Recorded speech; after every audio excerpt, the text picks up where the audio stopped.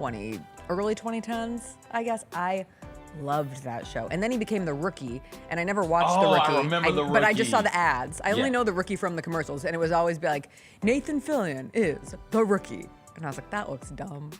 But I like him, and when he popped up in this movie, it brought me a nostalgic appreciation. Took you back to the Rookie days of a show you didn't watch? It took me back to Castle. Rookie is still on, Castle. isn't it?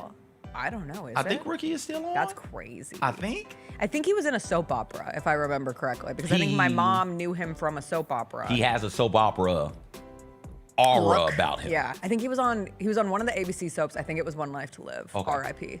Look at our new graphics. I see. Weird.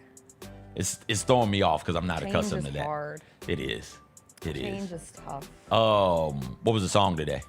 Party Rock Anthem by LMFAO. That's a key.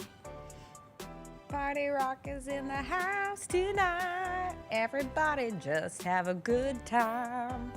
And we will make you lose your mind. Everybody just have a good time. They dropped 2 albums, Good Party Rockin', Sorry for Party Rockin', and then just disappeared. I was on a flight with them to Cabo San Lucas. Did you talk to them? No. Did they have They on? were in the front of the plane, and I was in the back of the plane. Did they have on the zebra print? Yes, and the glasses. I wore, oh my God, for years, I still have them. I'm gonna bring them in tomorrow because it's the summer and why not? I have LMFAO glasses that I would wear to any time there was a costume party and I didn't know what to wear. I would just pop these glasses on and be like, I'm LMFAO. Ugh. Rock the beat and rock the show. Do you still have them? Yes. They sit in my I look at them every morning. They just sit in my makeup case because I have no place for them. Let's do a sunglass day. I mean, these don't have frames. That's these fine. don't have lenses. That's They're fine. just the open. You don't need lenses. You're right. I'm inside. Just bring them. I wear my sunglasses at night. I really That's appreciate not an you LMFAO doing. song. No, it's not. It was a sunglass song. I appreciate your junk food options, including anything potato. Yeah, but it's too hard to narrow down. What's up, everybody? It is Monday, July 21st. It is going to be a good day. Jessica Benson with you from the Grind City Media Studios in Memphis, Tennessee. CJ Hurt behind the glass. Coming up on today's show, Summer League is officially over. The Grizzlies filled another 2-way contract. I know CJ's excited. The Hornets are your champions. We will close the book on Summer League 2025. CJ is so excited about that. WNBA All-Star was this weekend. It was all about stud buds and the CBA negotiations. I'll get into why I loved the pay us what you owe us message from the players on their warm-up shirts. Gary Parrish will join us about 40 minutes in. Some Memphis basketball news from over the weekend to get into. And I'm excited to talk to him about Scottie Scheffler and the Tiger Woods comparisons and Scheffler's big win at the Open yesterday, plus his ideas on life fulfillment. We'll do some Hot Mess Express. It's a Monday. You know what we say. Believe it. Believe it. I'm a stud buds person now.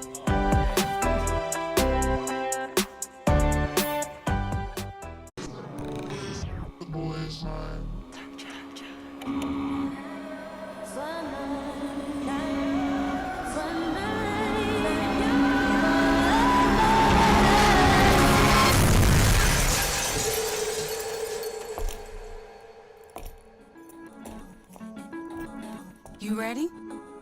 I've been ready. What are we waiting for? That boy is mine. Are you ready? Creed. By overwhelming demand, the Summer of '99 tour returns. July 27th, FedEx Forum. With very special guest, Daughtry. And Mammoth. Tickets on sale now at livenation.com. Don't miss Creed with Daughtry and Mammoth. The Summer of '99 tour. 1, 2,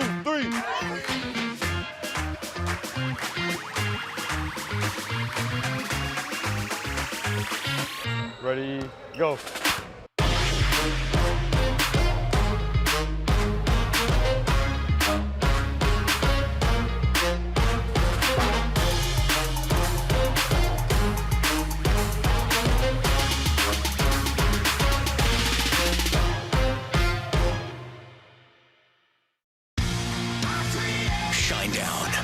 Dance Kid Dance Tour. live in Memphis. FedEx Forum, Saturday, August 30th. With special guests, Bush and Morgan Wade. Get tickets now at livenation.com. Shinedown, live in concert. For more, visit shinedown.com. All right, reflection time. 42-21, entering your sixth season. Of the 42, which one do you think about the most? Probably was the Liberty Bowl win versus Iowa State. Iowa State. That was a big one. To win in that fashion, we were, I think, it was the biggest underdog game we'd had all season. Yeah. 10-point underdog, wherever the heck it was. And they go out there and feel like we actually single-handedly won the game. No fluke plays, just went out there and took care of business. The better team. The Chris Vernon Show, live on weekdays at noon on YouTube at Grind City Media and the official Grind City Media app. Jaron jumped on social media yesterday and tweeted the following. The M will teach you who you are with love. It's always grit and grind when we're out here at all cost. I don't want to overstate it, but I do think these types of things matter. Like the way you feel about yourself, about your home, about your city. All of that stuff matters. The Gary Parrish Show, live on weekdays at 10 a.m. on YouTube at Grind City Media and the official Grind City Media app.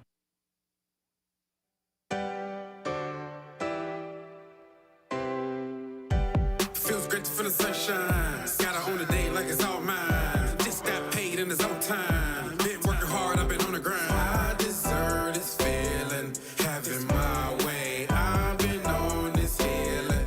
This is my day. The sun's out, let's have a little fun now. I wanna let it all out. That's what it's all about. Cause I deserve this feeling, have it my way. I deserve this healing. This is my day. Grind City Media presents The Jessica Benson Show with CJ Hurt. Live from the Grind City Media studios on YouTube at Grind City Media and the official Grind City Media app. Happy Monday, everybody. I hope you had a wonderful weekend. And CJ got so lucky right here off the top of the show because Summer League talk can be delayed. Thank goodness. We have breaking news. What? The American Athletic Conference is dead. What? RIP the AAC. Memphis got into the pack, whatever the hell? No, Oh. wrong. They're just renaming themselves. The American Athletic Conference is renaming itself the American Conference.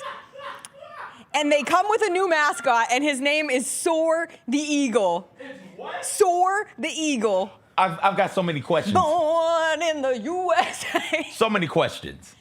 No other conference has a mascot, correct?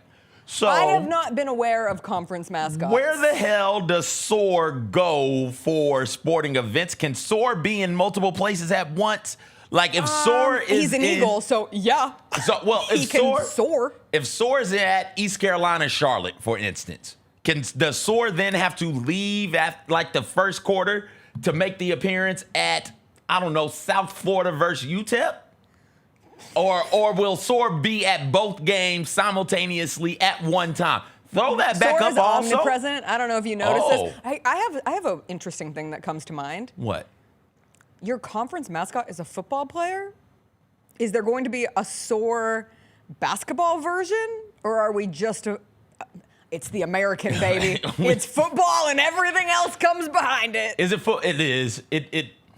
Because of That's the a thigh football pad. player. Because of the thigh That's a pad. football player. And maybe Soar just got big old shoulders. He's built. So yeah. He's literally built different. This mascot makes me want a hot dog real bad.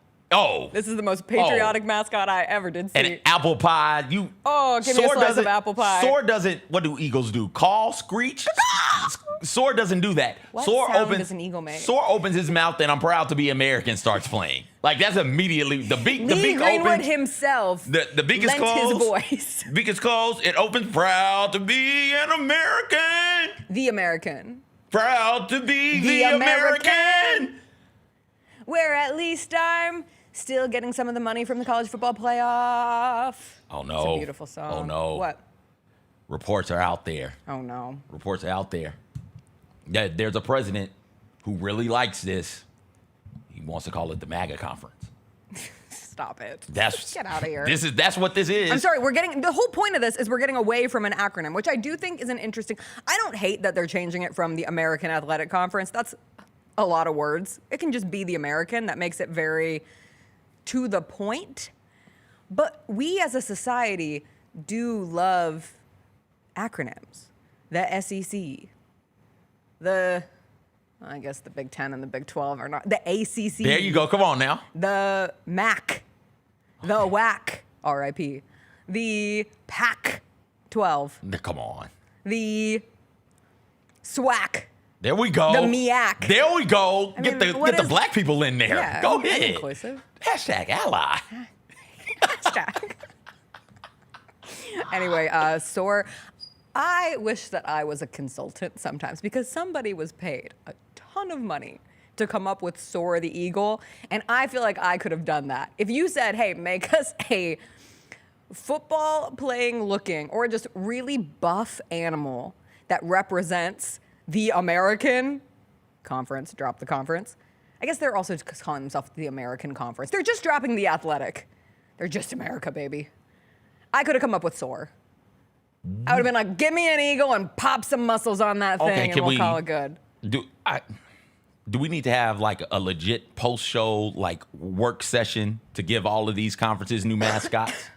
Because this is the first one. It's a trend. We have AI technology. Yep. We can go through all of the conferences. We can waste 12 water bottles. Yes, easy. To make some conference mascots. Make conference mascots. Do you think this will be a trend? Does any other conference have a mascot? No, I cannot think of a conference with a mascot.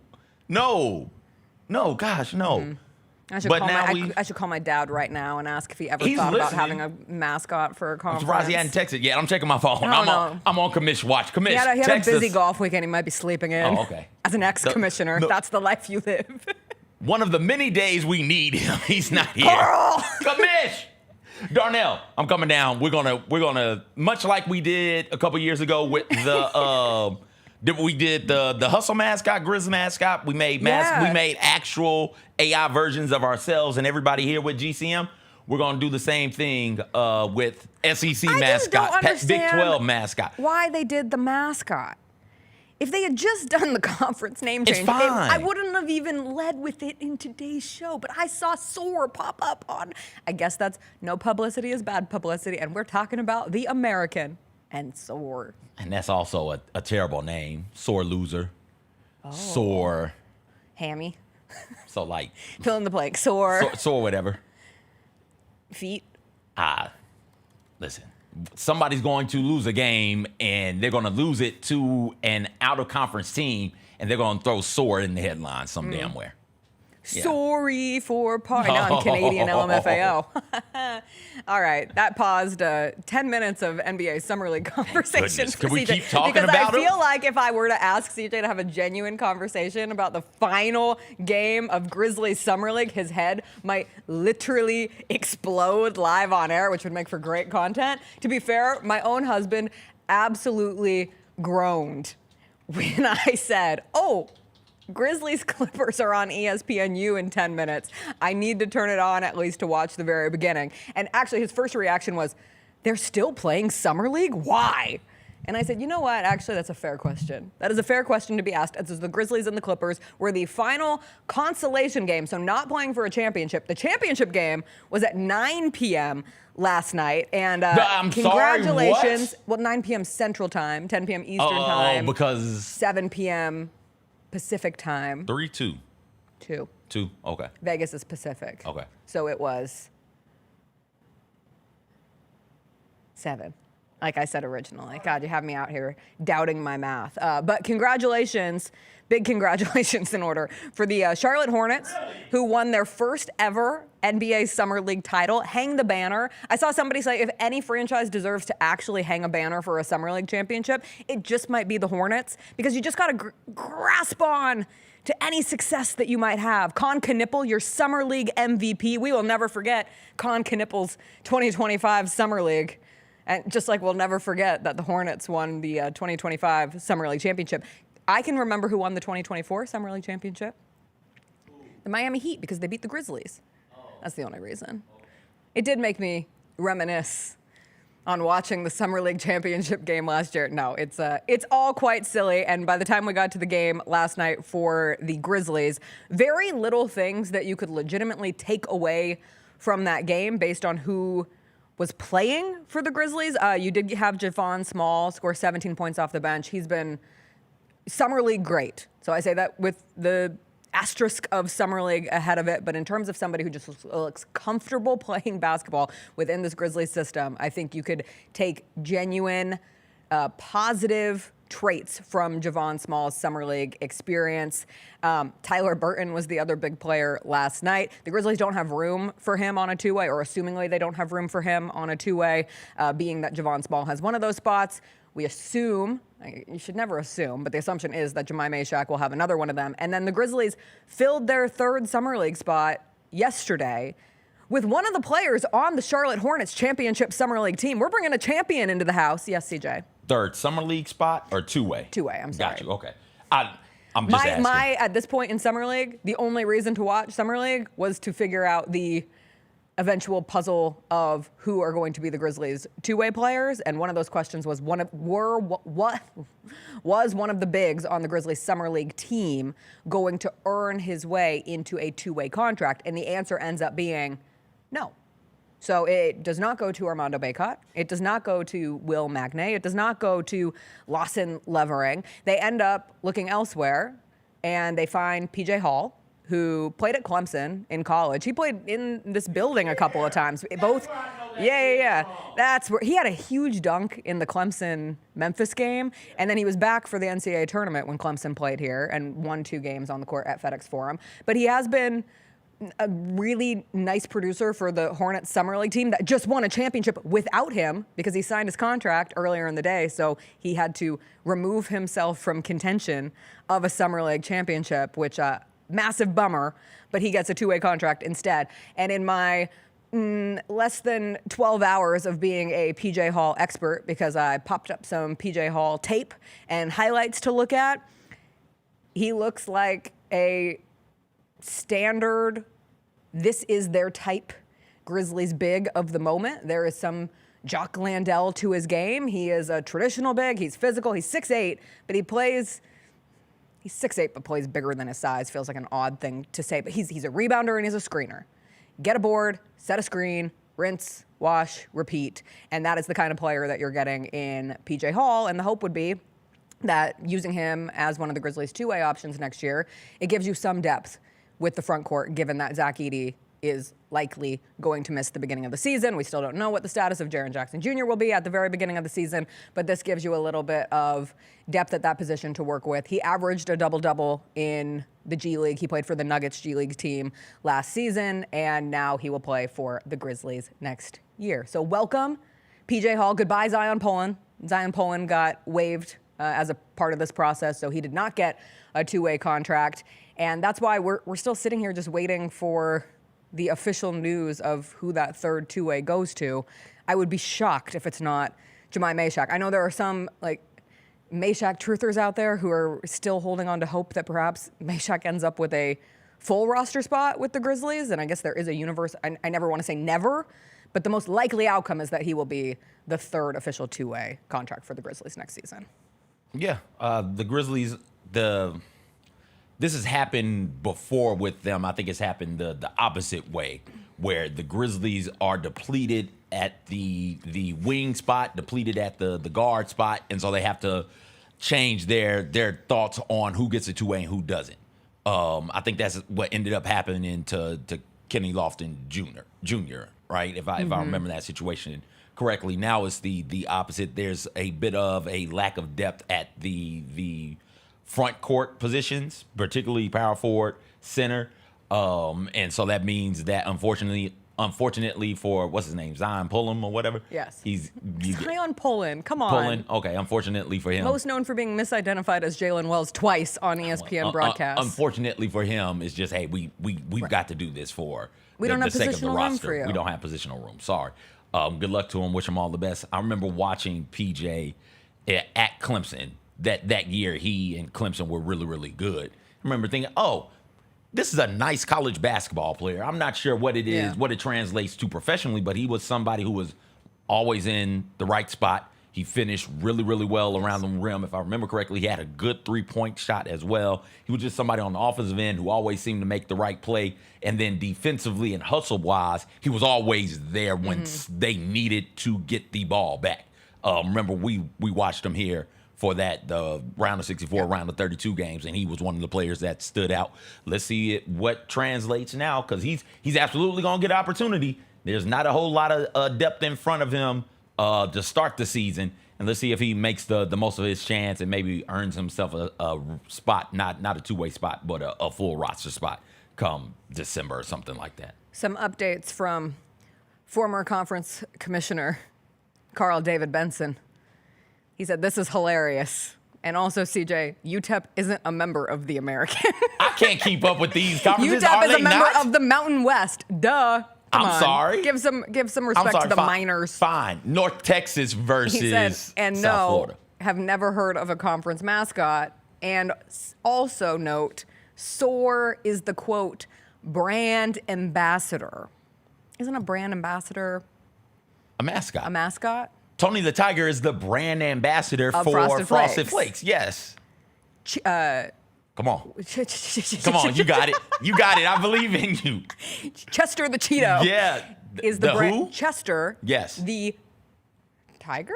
No. Cheetah. There you go. So Chester close. is not a Cheeto. So damn you got close. it. Chester the Cheetah There is we the go. brand ambassador for Cheetos and Yes. also the mascot. Yes. So maybe he just, or she, I don't know. So don't want to misidentify him. Take that back. It's the American. That's a man right Please, there. that's a man. That is a muscle flexing. That's a bro right there. So brawny, strong. maybe That's the man we, not the man we want, but the man we need. Is the Soar man the this Eagle. country needs. Maybe Soar only appears at like conference championships then as the brand ambassador. So the volleyball championship game match, whatever the hell, He'll show up. Soar He's got to show be up. there. And then for certain bowl games, Any championship game, any conference championship championship Soar's game, gotta Soar's be there. there. The biggest game of the week, I would imagine. You know, as a commissioner, Oh, now I'm you're familiar selling with me on how my dad used to have to go to, you know, whatever was perceived as the biggest game of the week, but also you had to make sure that you appeared at every single institution throughout a season. And so I would assume that Soar, the brand ambassador, perhaps works side by side with the American, I almost called them the American Athletic Conference. It's going to take a minute, everyone. The American brass, the American front office, if you will, how they travel to games. Maybe they can just send Soar in their place sometimes. Maybe this is just an excuse to not have to travel across the American. unless you're the Eagle, Unless who you're can the Eagle fly. who has to go everywhere. This could be like Are they going to have game auditions? day. We should audition. I'd love to be Soar. Oh, somebody I'd please love set to me be up Soar. for the, I just want to go through the process. No, Is there I an wanna do interview? it. I want to do it. Have they already selected?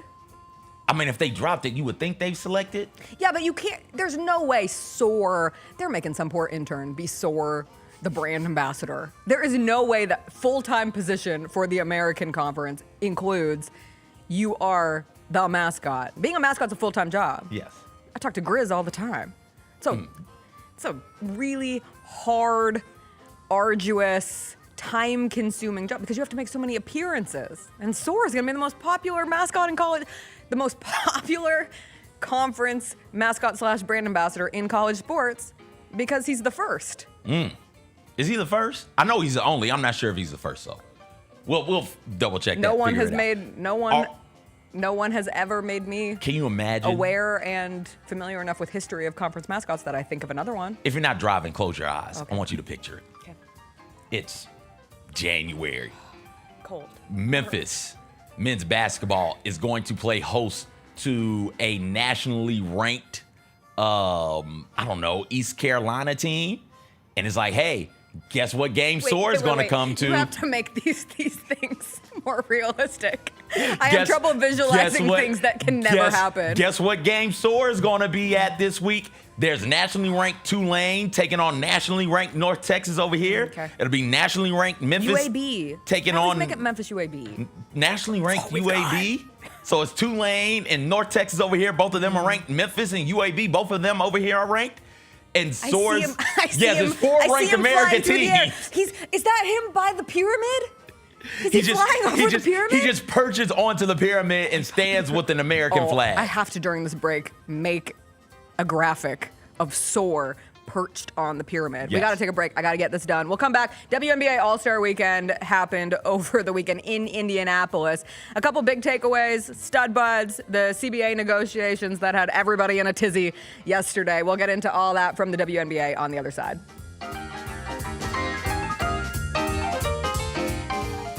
What can the Memphis Grizzlies learn from the Thunder Pacers NBA Finals Series? Your style of play is not something that you really have to change. Both of these teams love to play fast. Both these teams love to play really aggressively on the defensive side of the ball. Hey, Grizzlies fans, be sure to tune in to Grizzbeat, where the panel and I break down all things Grizzlies and take a look at the rest of the NBA as well. The show is live every Wednesday, 2 p.m. on YouTube at Grind City Media and the official Grind City Media app.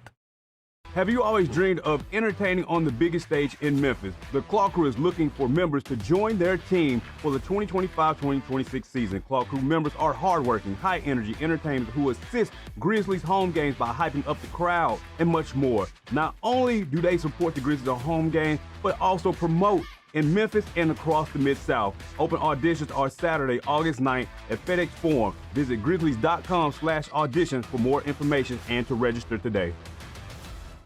The first ladies of FedEx Forum, the Grizz Girls, are known across the NBA for setting the standard for professional dance and entertainment, and they are looking for dancers to join their team for the 2025-2026 season. With the chance to gain professional dance experience, collaborate with national and local artists, and connect with the Memphis community, auditioning for the Grizz Girls is an opportunity you do not want to miss. Come show up and show out at Open Call Auditions.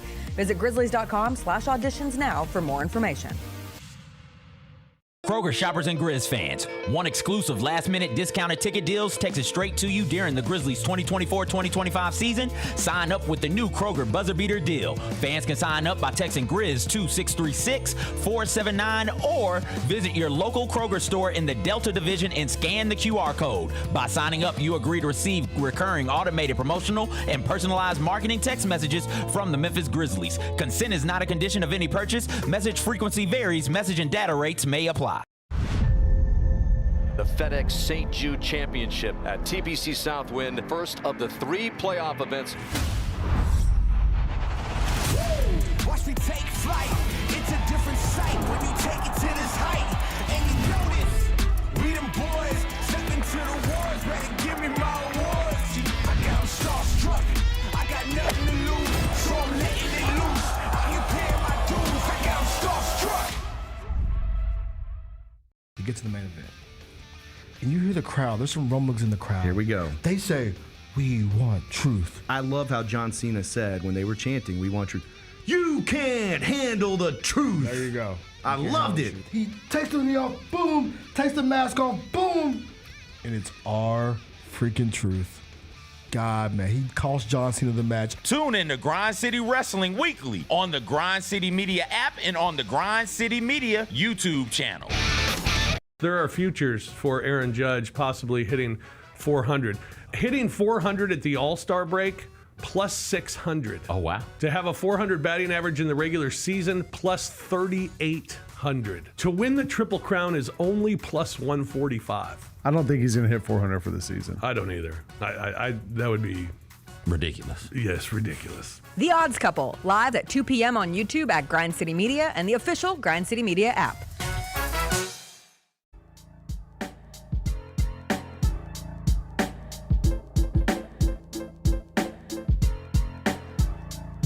Welcome back. Confirmed by the AACs. Oh, God, I'm so sorry. I'm so sorry.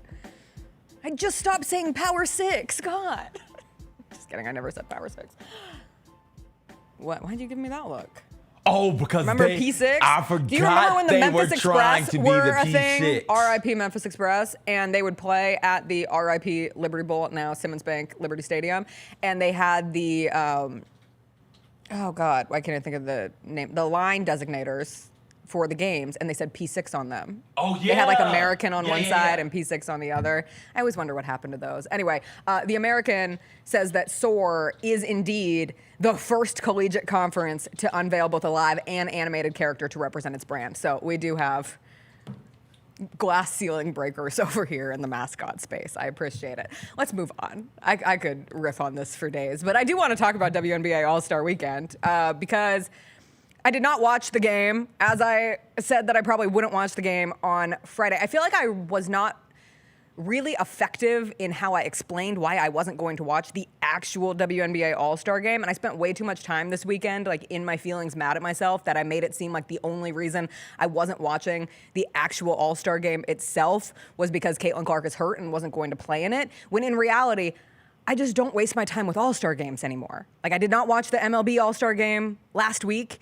I barely watched the NBA All-Star game if there's not some sort of Grizzlies presence that makes it more important. Like, I'll take the things that come out of All-Star Weekend, and I'm interested in those. I'm interested in the side stories. But I universally don't like All-Star games anymore. I think they are generally a waste of time, but they do happen for all of the major sports leagues, and it was an eventful weekend in the WNBA. And what I did love from WNBA All-Star Weekend were two things. And I'll start with the one that probably needs less airspace to talk about, and that is Stud Buds was awesome. Like, the 72-hour Stud Buds live stream was better than anyone could have anticipated. Shout out to Courtney Williams, shout out to Teaspoon. I thought it was such a perfect encapsulation of who the WNBA is. It was them. It was their personalities. They were having fun. They were out together. They were joking together. They were making new catchphrase like "Let's ride Clyde" and "Believe it" and all these things that if you tuned in to Stud Buds for a little bit, you probably heard them say "twin" 6,000 times. But it was fun to gravitate towards. I had a friend message me on Friday asking, "Hey, I know it's late, but are you tapped into the Stud Buds live stream right now?" And so I got on Twitch for the first time in my life. I am not someone who seeks out streamers, and I went and I watched the live stream, and it was just fun. Like, there's so many good personalities in this league, and sometimes I think so many people have decided that the WNBA is this hate-fueled, petty, women can't get along, uber physical in games league where everyone's out to get each other, and specifically, some part of the subsect is everybody's out to get Caitlin Clark, and instead it represented the unity of this league. I know Angel Reese tweeted about how she had so much fun, and it was because of the players, and the players were the stars of Stud Buds, and they have something very special going on there, and I hope sometimes those things get ruined when they become too big or too commodified because it takes away the organic nature of them. But I don't think Courtney Williams and Teaspoon, I'm not sure they can be ruined because they're just hysterical. They're funny people, and the conversations that they fostered and the relationships they exposed and just everyone, it was so beautifully WNBA. And if you didn't see it live, you saw a billion clips come through on TikTok and Instagram and Twitter. But I thought it was a really fun way to consume WNBA All-Star. And that's the whole point of anybody's All-Star. Fun. Is fun, and is players, we talked about it, players showing off their personality as well as their skill. And back in the day, it was you did that by, palling around on camera and palling around with various reporters and things of that nature.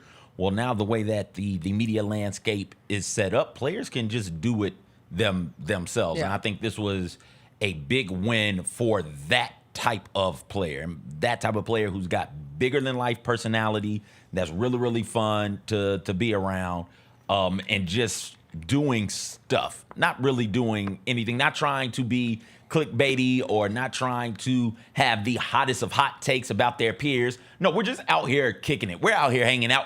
Come hang out with us. They're absolutely menaces. Let us show you how we hang out. That's fine. But that's how friends That's what act. friends do. That's what you do with people who you enjoy being around. It doesn't have to be all the time. Take. Yeah. Here's a take. There's a take. Best of all time. Here's that take. Worst of all time. Here's that take. Best in the game right now. Here's that take. No, some of this can be, hey, this is me hanging out with my people, and this is what it looks like when we're all together, all having fun. Come have fun with us. We want to have fun with these people. An All-Star weekend for everybody, or week, depending on what sport it is a way for everybody to come in and have fun with your favorite And they athletes. were having fun. Yeah. They were feeling it. Everybody was feeling it the next morning, Friday morning, Saturday morning, I assume Sunday morning. It does function almost like a reality television show, and that's where I think there's something really cool there, because other leagues can't do it. Like, they just can't. Like, the relationships are just different. What do you mean? Well, one, there are not actual relationships popping off, or at least public relationships. I don't want to speak broadly, but where there is a level of comfort, and that was one of the things that we don't have to deep dive, we don't have to make some giant think piece out of it, but I did think it was a beautiful thing that we've reached this point where there is such a like queer friendliness to WNBA, and we're actively seeking out, or at least a lot of us are like, who's dating who's in an actual relationship, and they're doing that as well. Like, are you guys actually together? They're solving rumors that have been floating around with various players, and that's a very fun place to come from. But there's also, like, when you think about women sports fans, and I don't want to generalize because I myself, I'm not a big reality television person. I like reality TV in certain pockets, but I'm not seeking it out regularly, so I don't want to create this generalization. But there are people who would really like to consume sports as a reality TV. I've been workshopping this. Like, sports is dudes' reality television, and women, a lot of times, their reality TV is Bravo and whatever show and Love Island and things that pop off. But there's a lot of crossover, and the WNBA like perfectly brings those two things together. And Stud Buds, to me this weekend, was like a crystal clear kind of image, vision of what that could look like. There are always going to be people who are like, let's just talk about the games. I just want to talk about what's on the court. And that's fine too. Like, go watch a game. Cool, you can do that. But if you want the ancillary content, it exists thanks to things like what Courtney Williams and Teaspoon have put together. I don't need it all the time, Right. but All-Star Weekend is Perfect a time to have it. time to get it. So Oh, if you we mean a can- game where at halftime, Elle Duncan described it like what a a line. girl's trip to Cancun. There's no D. What a line by Miss Duncan. I love her. That was A game where Breanna Stewart literally passed the ball back to her opponent, Kiki Iriefin, so that she could make a three. Like, she missed her first attempt, and Breanna Stewart got the rebound, and then she turned and gave it back to Kiki, and Kiki fired it off from the 4-point zone and made it. I was like, that's girlhood. That's so beautiful. Because they're not playing against each other legitimately. Like, it doesn't matter. Sabrina shared her 3-point winnings with Sanaya because she said she was the only rookie who dared to participate in the skills contest, and Sabrina won the 3-point contest. Those were the fun things from, again, it's all about the fun. Like Natasha Cloud winning the skills challenge and saying that she's gonna buy her girlfriend a house because her girlfriend needed a down payment for a house, and the money that she got from the skills challenge was going to be enough to get Isabel Harrison, who also plays in the league, the down payment money. Like, all of that was fun. So that was the takeaway from the actual activity of WNBA All-Star Weekend. And then the other thing I loved was the warm-up shirts that the WNBA players wore, the WNBA All-Stars, I should say, wore, going into the game. And they come out in shirts that say, "Pay us what you owe us." Pay us what you owe us. And oh boy, did they start a conversation because they wore shirts that dared to say, pay us what you owe us. in sports. Is there any better way to start a conversation than wearing just a by t-shirt? wearing a T-shirt with words on it? No, it's great. Yeah. Because people get real mad about words on a T-shirt. It's exceptional how quickly it takes off. Obviously, if you missed it, nestled within All-Star Weekend were meetings between the Players Association and the WNBA, the league offices, over the league's new collective bargaining agreement. The current CBA expires at the end of this season. Since they opted out of their current CBA back in October, decided to move forward with renegotiating.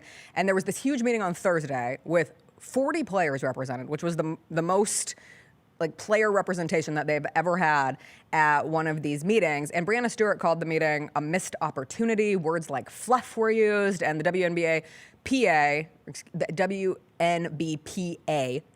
WNBPA. This is why the American's going straight to the American. You know, sometimes the acronyms all get a little jumbled in there. But they turned down a proposal coming out of that Thursday meeting because they did not think that it properly addressed what they were looking for, which is a rightful share of the business they have built which is improving working conditions and which is improving the success that they create, which lifts both today's players and the generations that follow. Those are their words that they are asking for. They did not say, hey, give us X amount of money. Hey, give us exactly what NBA players are making. They are not saying that. They are saying that this league is built on us. This league is growing rapidly. This new CBA is going to be however many years into the future. Make sure that the revenue growth equates with growth of our own, both in salaries and working conditions and future opportunities. It is really a revenue sharing issue, right? Like the revenue of the WNBA is trending up and the players are asking for a greater piece of the pie. And that is not a controversial thing. This happens all the time in all sports leagues. This is not just exclusive to the WNBA. Like anytime you have these CBAs being negotiated, it's almost like the same pattern every time where there's a weird amount of people who side with the company that they don't even know and they don't work for and they'll never get a dollar from, instead of the workers who are asking for a pay raise based on revenue sharing, not on profit. A lot of bad faith arguments coming out of the weekend. But like most of us are closer to the workers than the billionaire owners. That's the thing that confuses me every time we get into one of these labor disputes, be it teachers in Chicago or sanitation workers and city workers, and where was that? Philly versus NFL players, WNBA players, NBA, right? It confuses me when people decide, no, I'm gonna take the side of the owners. Like, why? You're not an owner. And one, you're not an owner. You'll never be an owner because in order to get $1 billion, you got to start off with a couple $100 million, and you don't got that type of money. So you can get that idea out your dumbass head. One. Two, it's the right thing to do to take care of the workers. We are the ones that make things go. Sure, we've got all of these various institutions here that are making the money, but it's the workers who are actually putting in the work and growing the brand and dealing with the customers and putting in the face time. And that experience allows your company to grow. So you've got to take care of them. It confuses me every single time people decide, no, I'm gonna side with the owners on. This one's like, why? Do you not want better working conditions? Do you not want a bit more on your paycheck? Every time the workers win a labor dispute, that's better for all of us. Right. That's better for everybody but the 200 or so billionaires that are floating around out there, dog. Like, what are you talking about? Get out of here. And the WNBA, they are way behind as it pertains to just overall player experience. Players get 9% of revenue sharing right now. In comparison, the other leagues get between, I think it was reported as high 40s to low 50% of revenue sharing. That is a massive, we are not talking about the salaries being exactly the same. We are talking about an increase in payment that directly correlates with the increase in revenue coming into this league. And when you look at the media rights deal, easy identifiable piece of this.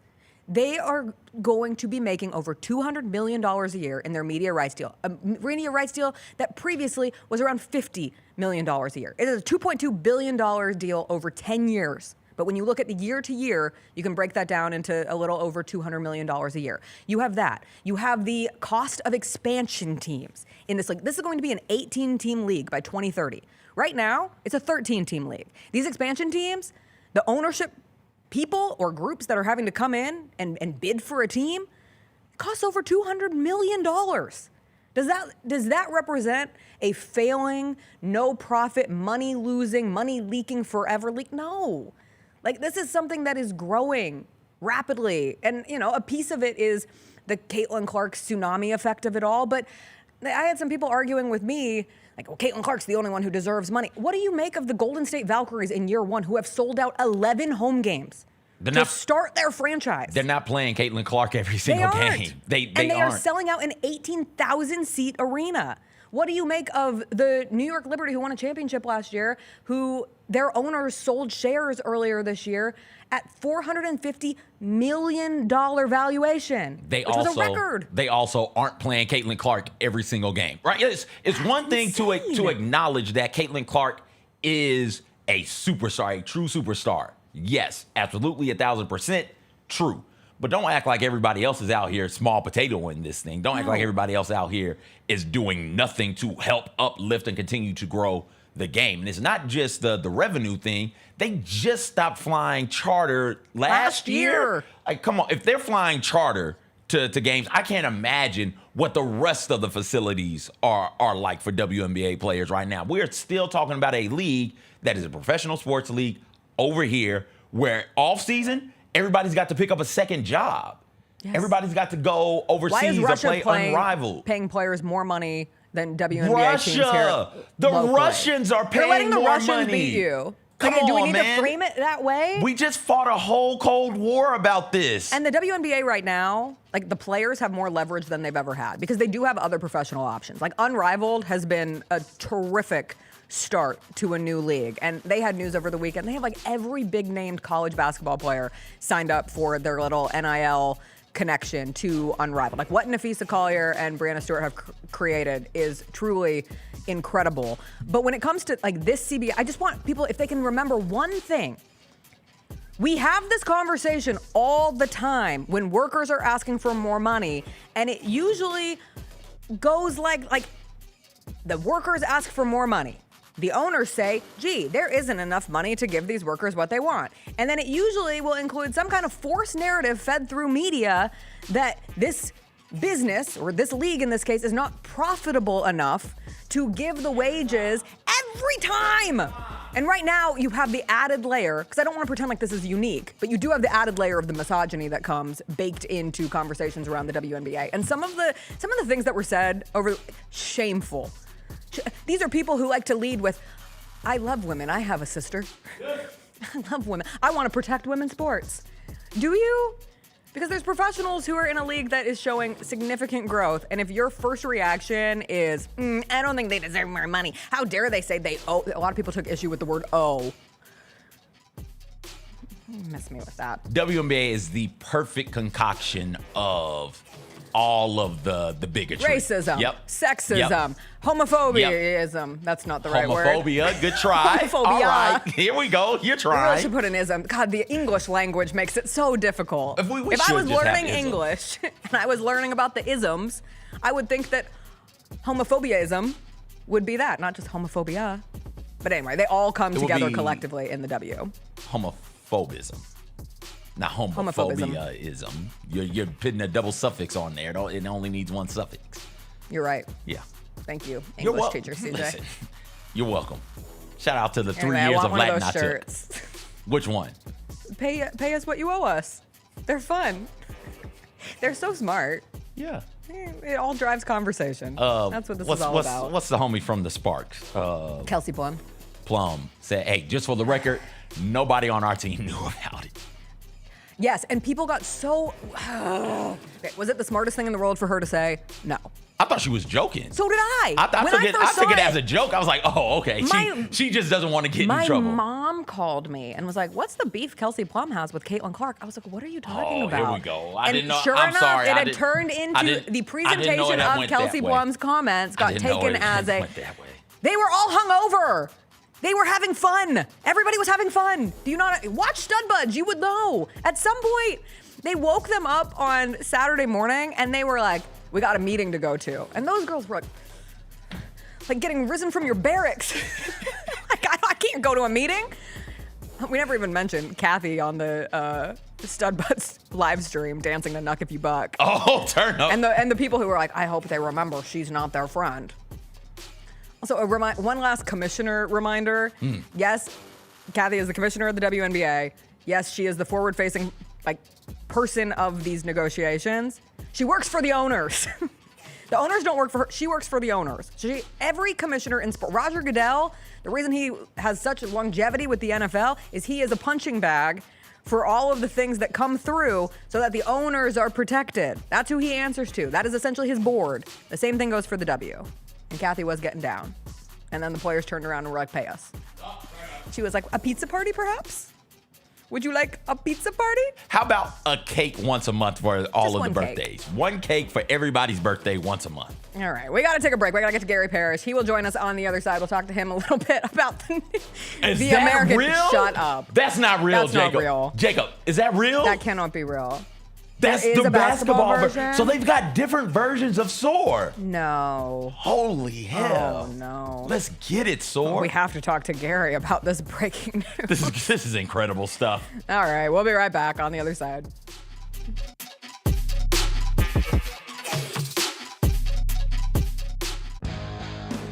Grizzlies fans know it's the team that gives you the edge. Big River Steel does too. And much like the Grizzlies have recruited legendary talent, we want you to be part of our team. Are you ready to be part of something legendary? Then visit www.bigriversteel.com. That's www.bigriversteel.com.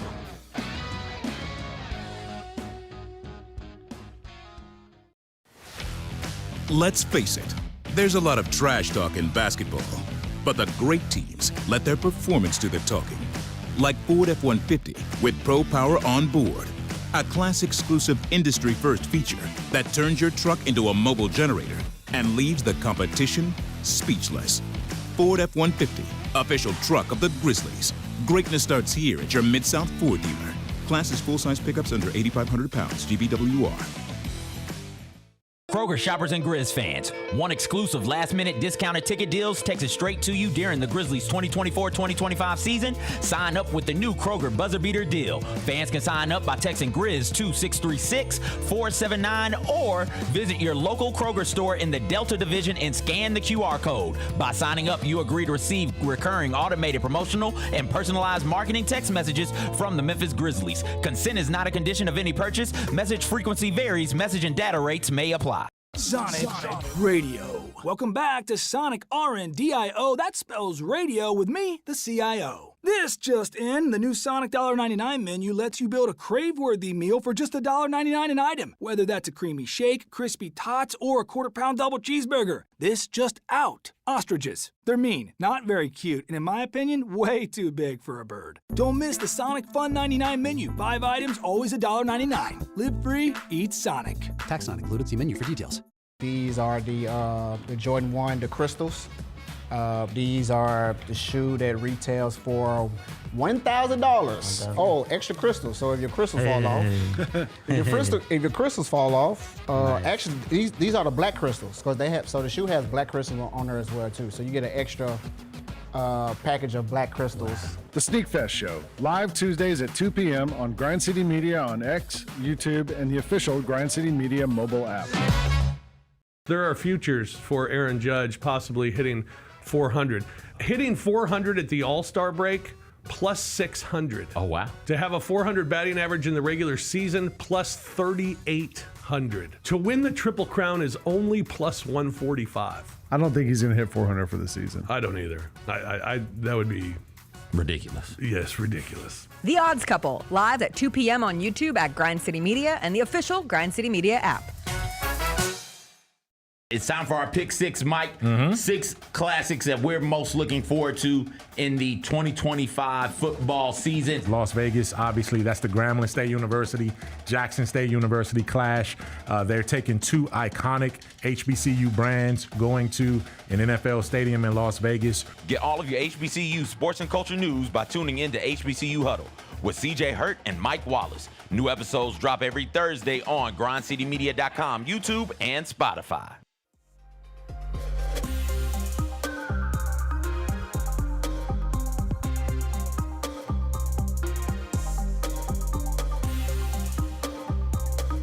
Welcome back. It's Monday. That means it's time to catch up with Gary Parrish, host of The Gary Parrish Show. Weekday mornings at 10 a.m. on Grind City Media. GP, we had big news this morning. What is it? The American is now just The American. Yep. No longer the American Athletic Conference. Oh, man. Oh, and they have a mascot. I saw. His name is Soar. Soar the Eagle. Soar the Eagle. Yeah. Soar like an eagle. Soar like an eagle. Oh, that's fly like That's an eagle. fly like an eagle. That's fly like an eagle. It's not soar like an My lyric eagle. knowledge gets me again. I guess my initial response would be I don't care, but if you pressed me on it, I would say why? Why are you doing this? Yeah. Why are you doing? Because you're exactly right. I heard you say earlier they paid people to help them develop these ideas and then execute these ideas. And if they'd have put me in the room, and they never put me in the room, but yeah, if they would have put me in the room, here's what I would have raised my hand and I would have said, okay, What do you guys think is going to be the reaction when we announce we're rebranding our league and we have a mascot? More or less a mascot, a brand ambassador, and it's Soar the Eagle. What do you guys think the reaction's going to be? Do you think anybody's going to say, wow, that's awesome, that's amazing, look at the American, woohoo? Or do you think people are just going to laugh at you and go, what are you doing? All right, so I think we all know the answer to that question. So what are we doing? Why are we spending money and energy to do something that is only going to lead to people making fun of us? This is the biggest AAC market. I'm going to keep saying it for a minute. This is the biggest AAC market that exists in terms of like stuff that matters, like basketball and football. Memphis is the cream of that league now. Here we are in Memphis. What are we doing? We're making fun of the league. Why voluntarily do something that's going to lead to, and you can apply this to any aspect of life. When you hit send on this post on social media, what's going to be the reaction? Are people going to say that's amazing, or are people going to make fun of you? And if people are going to make fun of you for it, if you don't like that backlash, what are you even getting involved for? You could just sit it out. That's what I would have said to the American. You could have just done nothing on this Monday. Nobody's thinking about you anyway. And it's a dead period. Yeah. There's no summer league. No, just let me It's sit over. here. Just let me sit here and talk about Scottie Scheffler and PJ Hall and to. Ronald Acuna's throw and call it a day. Yes. I didn't need to be making fun of your silly mascot on a Monday morning in July. 100%. So why did you do this? Yeah. I like that's a At least put it on a Friday. Last Thursday would have been a great you ready? time to Don't dump do this. it. I know, but I'm just trying to give them help. If they were committed, they spent all the money on the consulting firm that told them you should absolutely do this, and so they said, Then we're they're going just to wrong. absolutely do Then the this. consulting firm's wrong. Monday morning is not the time to drop something of this sort. You're in the summer. impressing nobody. You're only getting made fun of. I've made this point about various other things. You don't have to do something all the time. You can just sit it out. A great example, Memphis Madness. Used to be Midnight Madness. Here's my opinion on Memphis Madness. If you can make it awesome, you should do it. If it's not going to be awesome, what is the point? So getting a mediocre music act to come in here and 3,000 people inside FedEx Forum in an 18,000 seat building, it looks bad. It doesn't impress anybody. Recruits don't like it. The fans feel like it's not what it used to be. So if you can't make it good, don't make it at all. There's no rule that says you have to have Memphis Madness. Then same thing, like take it to El Marone Fieldhouse. I guess if people want it, but like, what is going to be the reaction to it? Are people going to go, this is sad relative to what we used to have? Or are people going to be genuinely enthused about it? We know the answer to the question. And if the answer to that question is people are going to be sad because it's going to trigger how far things have fallen since the heyday of John Calipari, then what are we doing it for? It's just going to bring negative thoughts into the conversation. We can just sit it out. People don't sit things out enough when they should. No. Speaking of negative thoughts into the conversation, and we'll make this kind of brief because I really do want to talk to you about Scottie Scheffler. Like that's one of the best things that happened this weekend, and I think the conversation of him and his comments on what it means to win and how he has other things in his life is actually interesting. But unfortunately, Memphis basketball is back in the off-season news cycle. Maybe they wanted Soar the mascot to be dropped this morning as the biggest market in the American. No, but if you're talking about Soar the Eagle, you can't talk about Sincere Parker. Yeah, but unfortunately, we can't talk about both. And I really hate having to talk about Memphis basketball in the off-season because it means that something like what happened over the weekend with Sincere Parker has happened, or what happened last week as it pertains to Memphis basketball being under probation for, what are we calling it? Academic fraud. That's I think, a reasonable term. Okay. Minor probation for academic fraud that happened years ago at this point. But with the Sincere Parker of it all, one of the additions to this year's team was arrested and charged with aggravated assault for allegedly attacking his girlfriend in late May. According to the Daily Memphian and Commercial Appeal, he had not posted bond on Sunday evening. I don't know if that was updated, but he is supposed to be in court this morning. And I'm curious your perspective of just having another seemingly is it fair to call it chaotic yet? Well, this just could be a singular incident. Yeah. And my thing on this type of thing has always been, not always, I guess as you age, your opinions can change, but where I settled in at some point was this. When you bring in a Sean Banks to the University of Memphis basketball program, to that campus, to this city, you know what you're doing. You know who he is. He's a bad guy, and we have documents to support that. Yep. So when you bring him here, and you know all the history, and then it goes poorly, that is on you as a staff. You should have never brought that person here, but you were suckered by the talent. The other story that, if you go back to the days when I was like the beat writer, Jeremy Hunt had a domestic violence situation. And that's when I was a little more understanding of, not the incident, but there was nothing in Jeremy's background before he arrived at the University of Memphis that suggested, oh, this could go poorly. It's just, there were no red flags there in any sort of obvious, very public way. And so with Sincere Parker here, I guess I'd want to ask the Memphis staff, what'd you know about him before you got him? Did other coaches tell you we wouldn't touch it? Because you do hear this in recruiting all the time.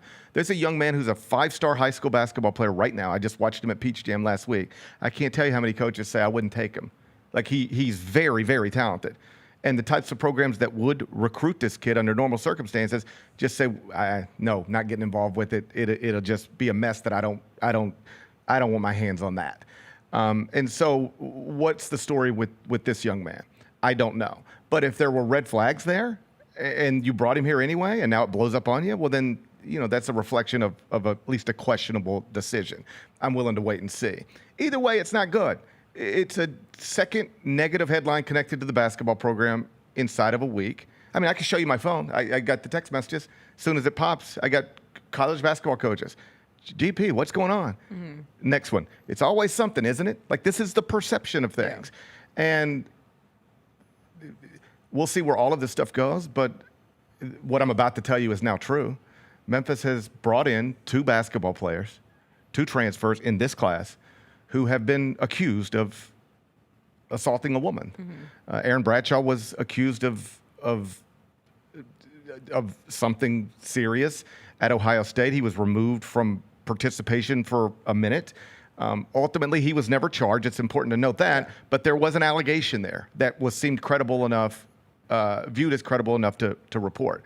And now this one's not just an allegation. This young man's been charged with a serious crime. He's been sitting in jail all weekend. And so it's just not good. These are not the types of things you want connected to your basketball program. And when you inside of a week, you go to CBS Sports college basketball page or the ESPN college basketball page, and there's 2 headlines connected to you, and neither one of them are good. That's obviously not good. Let's do a hard pivot. What was the best thing you saw at Peach Jam?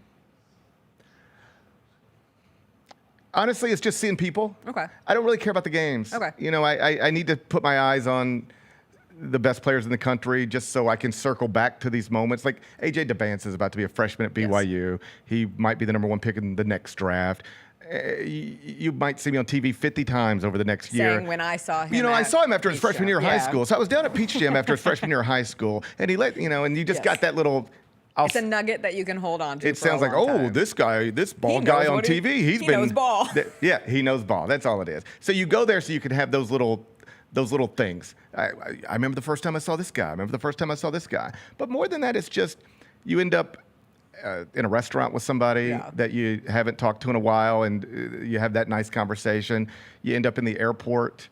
You end up then on a plane, flying back to Atlanta. You're seated next to somebody you've known for a while. I just really enjoyed those conversations because my career has changed so dramatically since I got to CBS. I used to just write, and I would fly to different places, and I'd spend real time with people. I'd go to UCLA and spend 3 days there, and Ohio State and spend 3 days there, and Florida and spend 3 days there, and you're seeing these people, and you're around these people. And now I just go back and forth to New York. I talk into cameras. I don't talk to people anymore. I just talk to cameras, and whoever happens to be sitting beside me. Wait a minute. Am I? You know what I mean. Whoever happens to be sitting beside me and cameras. But I don't go places. I don't go to very many places anymore. And so Peach Jam's a great place to, the whole world's there. And you just end up seeing a lot of people that it's nice to see. I enjoy that aspect of it a lot. Yeah, that's funny you mention the element of like not talking to people anymore. And I talk to many people, I want to be clear, but like when I worked in local news, it was different. Like you were constantly out and about doing interviews and trying to turn stories. And even with the Ryan Mitchell draft story from this past week, I was like, oh, I hadn't heard of him. But if I was still in the local news space, like I would have done a story. And it's fun to like track that from high school to if you go play college to the pros or whatever. And I miss that. I miss those conversations sometimes. Well, like I used to be really in tune with the local high school scene because initially I was a high school reporter, and then I became a Memphis beat writer, and you got to have your eyes on the high school scene just a little bit. And now, like one of the things I learned about that was like when you're in it, it feels big, and then when you're not, it's not even. It's like it doesn't even exist. So I, like you, I didn't know Ryan Mitchell at all, right? But then I watched him sit here and talk with Chris and Roser and Devin, and he was great. I was like, oh, I would have loved to do a story. Like on this dude. great. Yes. Like a high school kid is not supposed to be able to talk like that. Yes. So comfortably. And I started really because I watched it. I missed it live, and then I watched it one night while I was at Peach Chef. I just got back to the room, and I was like, I want to see this young man. I was just blown away with how comfortable he was. And then I started thinking through it, and I wonder if it's a byproduct of this. And I don't mean to take your show in different directions, but my kids grow up talking into microphones now. Yeah, no, I've had that thought. My kids are talking into cameras. But it's so odd because they notoriously at this point, that generation, God, I sound old. The young generation. Wait till you hear me. But they struggle communicating in social settings. Like normal, hi, hello. Something as simple as how is your day, they sometimes don't seem equipped to answer basic questions. This is how you're supposed to act in a social world. And then we have these young athletes. So I wonder if it's being a young athlete, not to take over your argument and add a layer to the argument, but if you are in a position where you are giving you think you might make it, right? So you are driving your brand, your social media profile, and you are talking into a microphone, and perhaps there is more attention on these kind of players when they're younger. So they're doing the reps of speaking from an earlier age, and they're talking about themselves, and they're talking about their dreams, and that culminates in someone like Ryan Mitchell sitting here at the age of, is he 17 or 18? He's right there. Right in those high teens, being able to give a better interview than a lot of professional athletes would give in that space. I think there's something to it. Like I have noticed this with my own children. I won't put names on it, but like there's one of my children, one of my sons, who I hear him on a headset, and he's very comfortable talking to everybody. But if we're at a restaurant and it's like, here's the server, it's time to order. Can't do it. He can, but it's a different. Everything about it sounds different. He's less comfortable, and I do think but like when I was growing up, I wasn't talking. Back in my day, we weren't talking into microphones, and we weren't talking into headsets.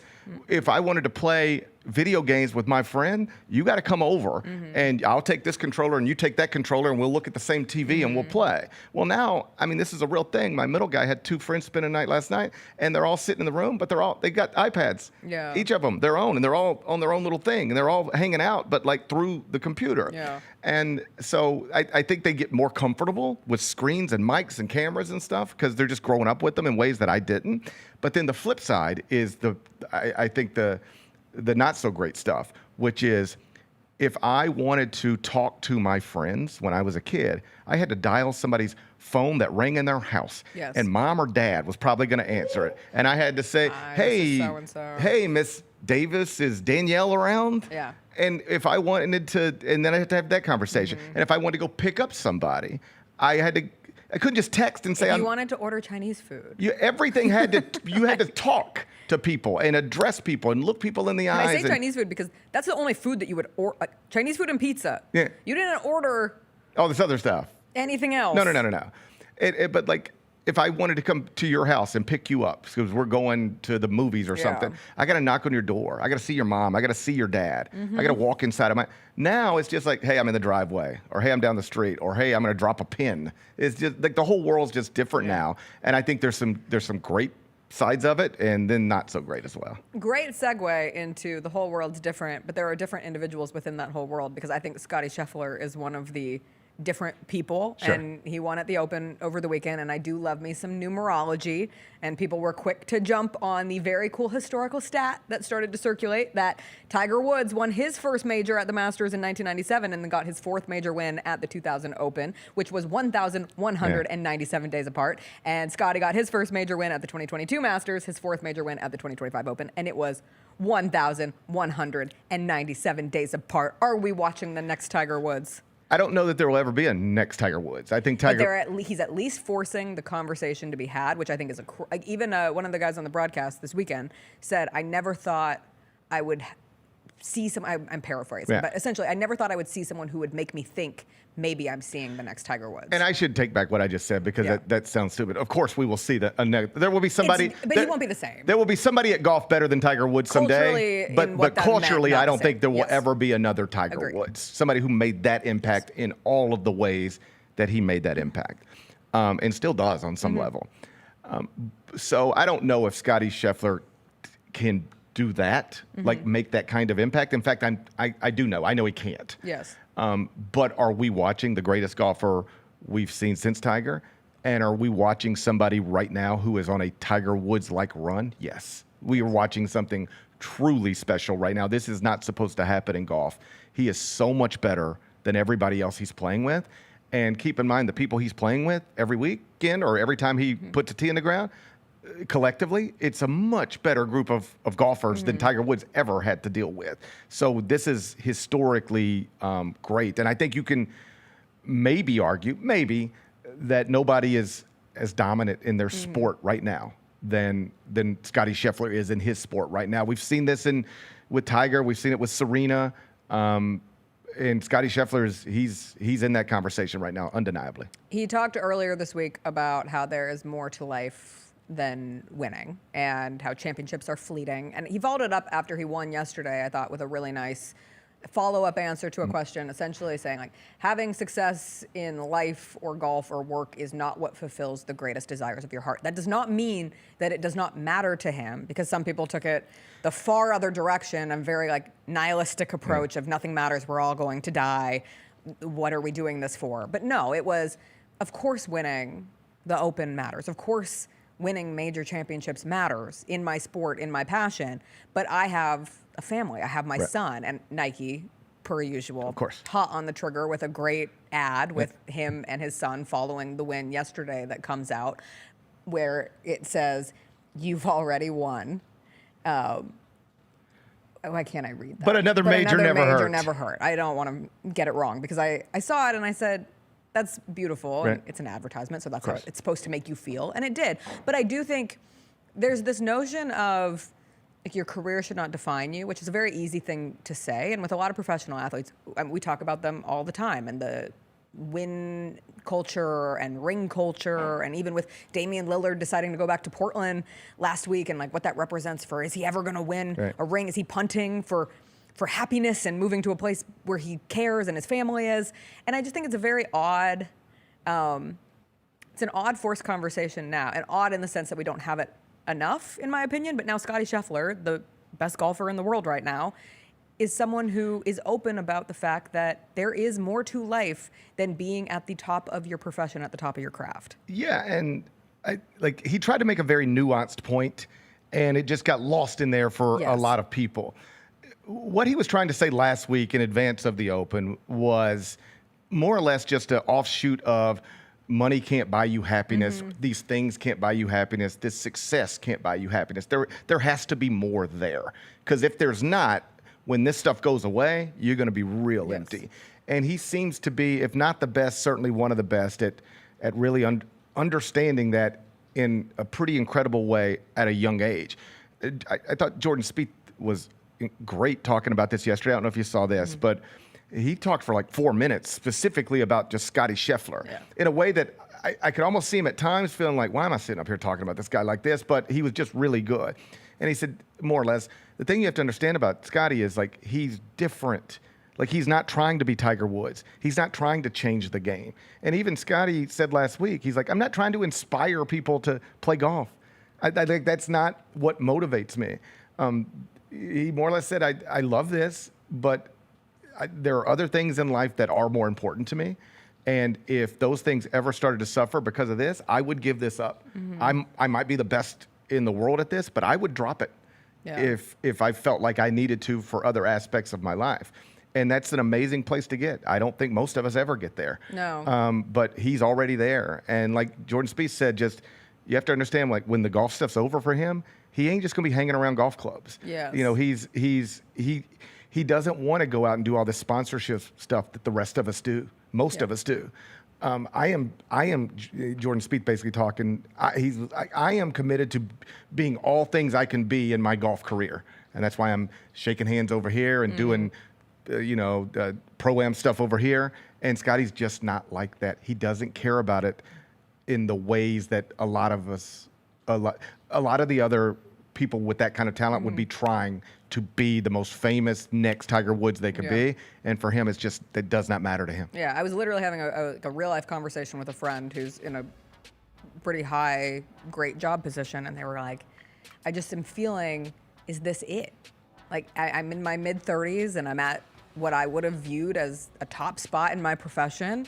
And I can't help but just feel really doom and gloom of, is this how it's supposed to feel? And I was thinking of Scottie Scheffler, and I was trying to explain, they don't give a flip about golf, right. but I was like, here's somebody who just won, and he's not saying that is this it? He's found the alternative, where like he has found meaning in other areas of his life that act as kind of a soft pillow to fall on when maybe you don't win, but also a reminder that winning isn't everything, and it's okay for the winning not to make you feel happy. It can make you feel accomplished. Yes. It can bring you fleeting joy. I can't imagine what it's like to win any major sports championship in any of the sports. Right.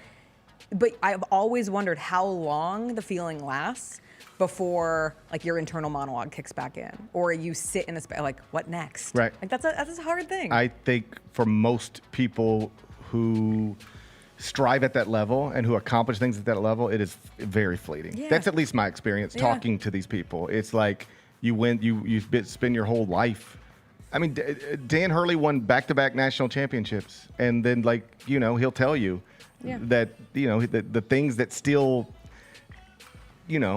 bothered him on a day-to-day basis still bother him on a day-to-day basis. Like, I'm not trying to compare myself to Scottie Scheffler or Dan Hurley, but like in my own career, things have worked out pretty well for me, better than I could have imagined or reasonably hoped, given where I came from and blah, blah, blah.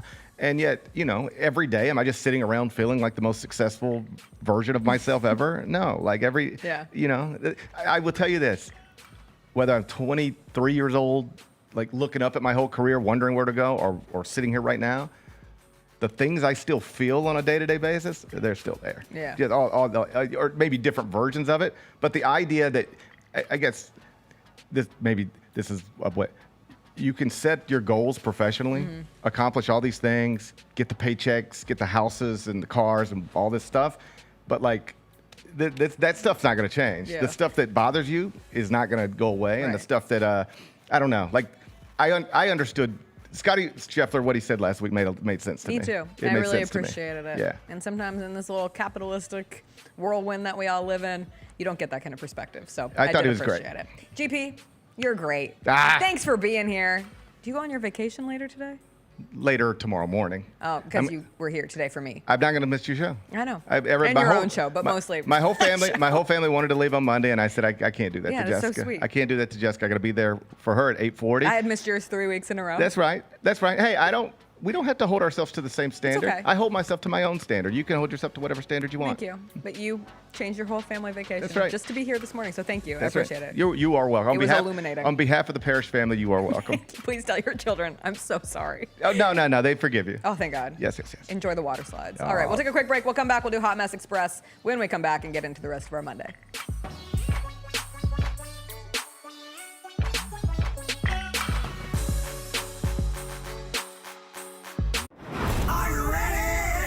Creed. By overwhelming demand, the Summer of '99 tour returns. July 27th, FedEx Forum. With very special guest, Daughtry. And Mammoth. Tickets on sale now at LiveNation.com. Don't miss Creed with Daughtry and Mammoth. The Summer of '99 tour. 1, 2, 3.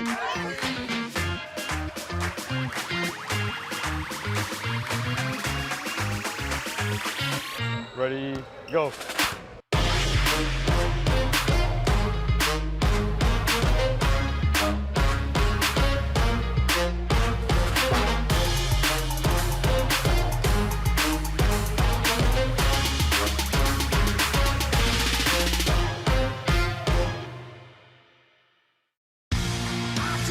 Shinedown. Dance Kid Dance Tour. live in Memphis. FedEx Forum, Saturday, August 30th. With special guests, Bush and Morgan Wade. Get tickets now at LiveNation.com. Shinedown, live in concert. For more, visit Shinedown.com. Have you talked to Norvell since the game? Yeah, but we're close friends, so it's not one of those. Like, I think it's a little bit. How sensitive. long before you said ha ha ha ha? Hey, you sent him a text and said, you want the box score? You sent him the box score. You want to see the picture of me in the locker room afterwards? How close are you? Because it would have taken me literally 30 seconds. The Chris Vernon Show, live on weekdays at noon on YouTube at Grind City Media and the official Grind City Media app. You get to the main event, and you hear the crowd. There's some rumblings in the crowd. Here we go. They say, "We want truth." I love how John Cena said when they were chanting, "We want truth." You can't handle the truth. There you go. I loved it. He takes the knee off, boom. Takes the mask off, boom. And it's our freaking truth. God, man, he cost John Cena the match. Tune in to Grind City Wrestling weekly on the Grind City Media app and on the Grind City Media YouTube channel. What can the Memphis Grizzlies learn from the Thunder Pacers NBA Finals Series? Your style of play is not something that you really have to change. Both of these teams love to play fast. Both these teams love to play really aggressively on the defensive side of the ball. Hey, Grizzlies fans, be sure to tune in to Grizzbeat, where the panel and I break down all things Grizzlies and take a look at the rest of the NBA as well. The show is live every Wednesday, 2 p.m. on YouTube at Grind City Media and the official Grind City Media app. Chugga, chugga, chugga, chugga, chugga, chugga, chugga, chugga, chugga, chugga, chugga, chugga. All aboard! The Hot Mess Express. Chugga, chugga, chugga, chugga, chugga.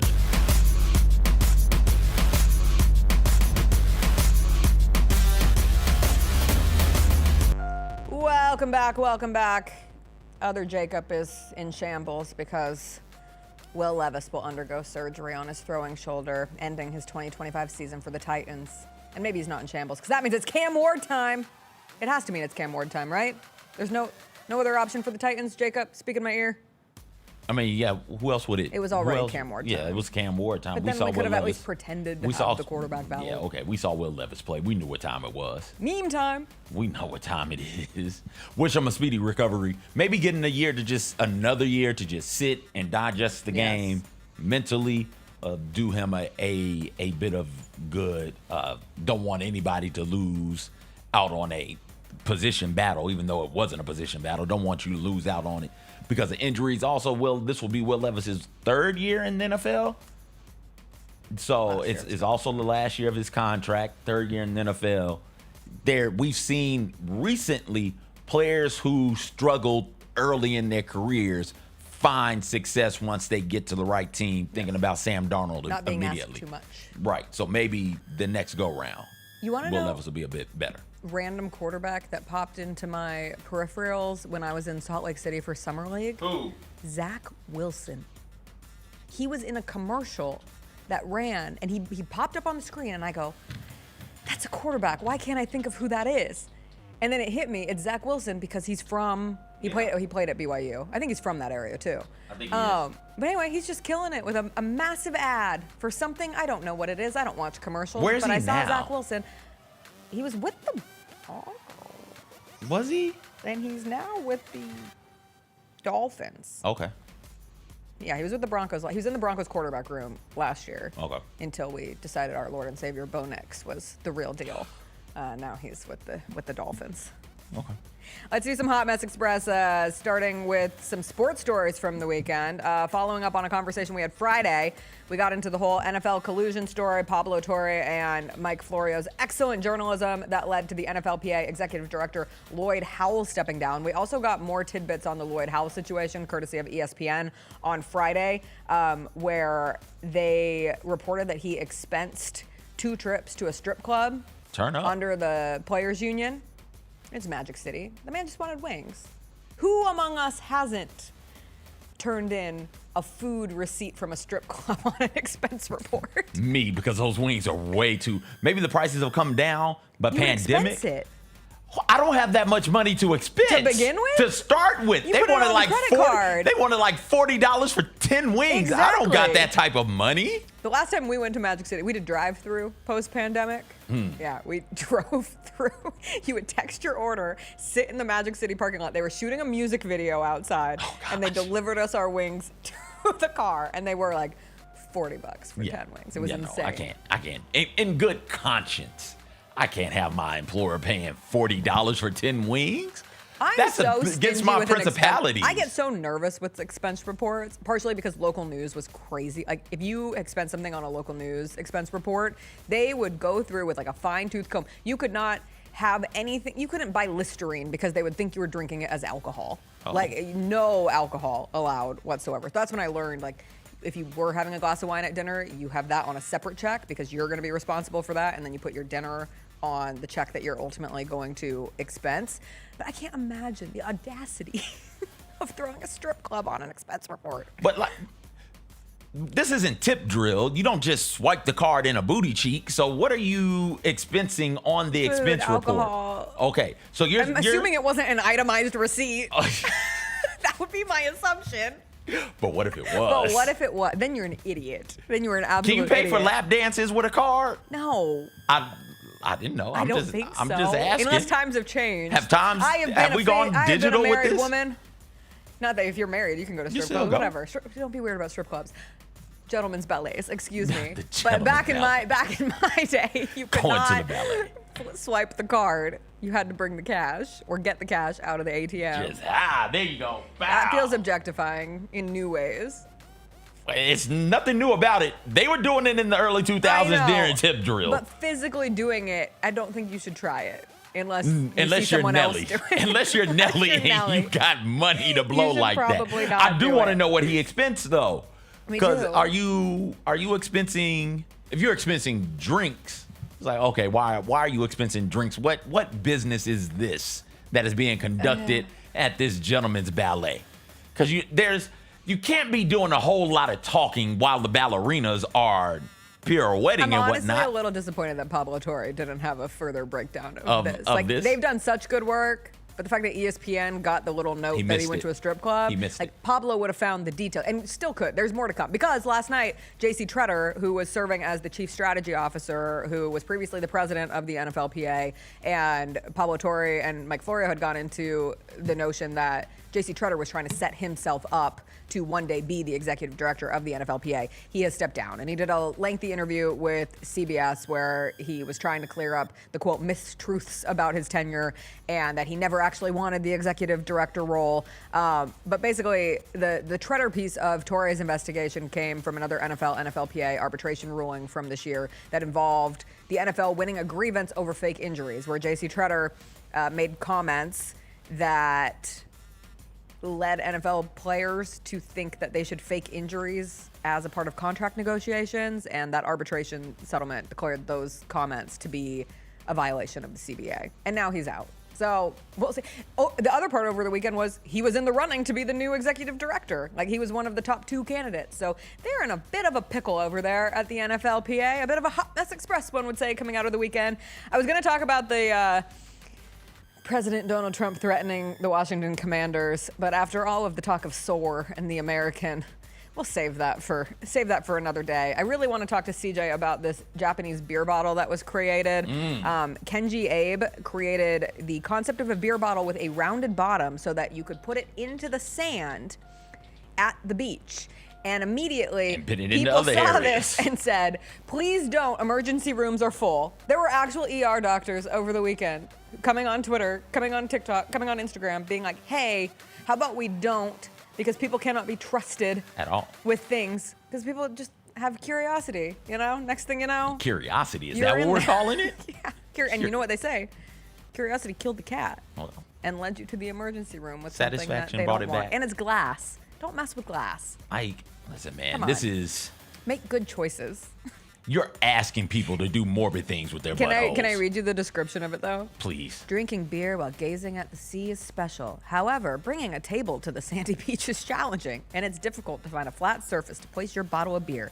Hence, the artist conceived this work evoking the desire to stick a glass bottle of beer into the sand. Users can now fully enjoy the sea, sandy beach, and blue sky with this work, enhancing the beach beer drinking experience. I don't think we really need to enhance the beach beer drinking experience. Were you having issues? No, I'm just... I don't think anybody was having issues. Keeping their beer up. For my beer.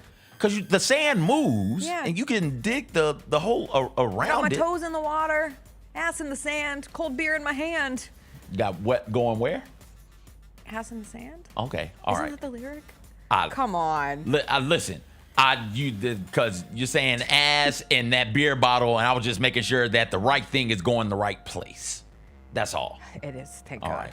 Got the toes in the water, ass in the sand, not a worry in the world, a cold beer in my hand. All right. Life is good today. The great lyrics of the Zac Brown band's Toes. Chris Ho is I right. didn't know the name of that song was Toes. Sounds like an episode of The Pit waiting to happen. Okay, Waiting. Speaking of episode of The Pit, last story for today. This started going viral over the weekend, and I need this to be in the next season of The Pit. There is a therapy horse that plays the piano to wake kids up from anesthesia. According to this post, I have not done investigative journalism on the truth of this. I just saw it everywhere over my timeline. This is my new nightmare. Listen to what it sounds like when a little horse plays the piano.